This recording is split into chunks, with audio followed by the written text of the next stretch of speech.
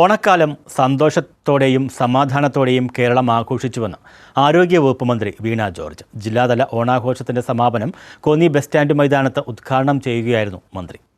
ഈ വർഷത്തെ ഓണക്കാലം സന്തോഷത്തോടെയും സമാധാനത്തോടെയും കേരളം ആഘോഷിച്ചുവെന്ന് മന്ത്രി വീണ ജോർജ് പറഞ്ഞു. പത്തനംതിട്ട ജില്ലാതല ഓണാഘോഷത്തിന്റെ സമാപന സമ്മേളനം കോന്നി ബസ് സ്റ്റാൻഡ് മൈതാനത്ത് ഉദ്ഘാടനം ചെയ്യുകയായിരുന്നു മന്ത്രി. കോന്നി കരിയാട്ടം സംസ്ഥാന ടൂറിസത്തിന്റെ ഭാഗമായതായും മന്ത്രി വ്യക്തമാക്കി. വളരെ സന്തോഷമുണ്ട്.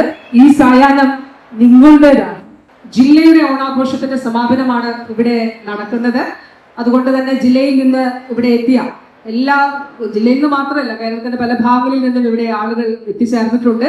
എല്ലാവരോടും നിങ്ങൾ എല്ലാവരും സന്തോഷത്തോടെ ഇരിക്കുക എന്നുള്ളതാണ് ഏറ്റവും പ്രധാനപ്പെട്ട കാര്യം. ഈ ഓണക്കാലം നമ്മൾ കഴിഞ്ഞ ഓണം നമുക്കെല്ലാം വിഷമവും വേദനയായിരുന്നു.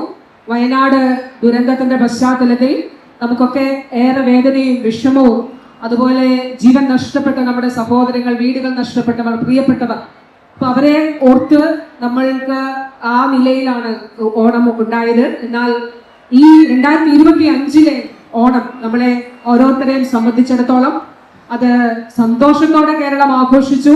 അങ്ങ് തിരുവനന്തപുരം മുതൽ കാസർഗോഡ് വരെ നോക്കിയാൽ ബഹുമാനപ്പെട്ട മുഖ്യമന്ത്രിയാണ് സംസ്ഥാനതല ഓണാഘോഷത്തിന്റെ ഉദ്ഘാടനം നിർവഹിച്ചത്.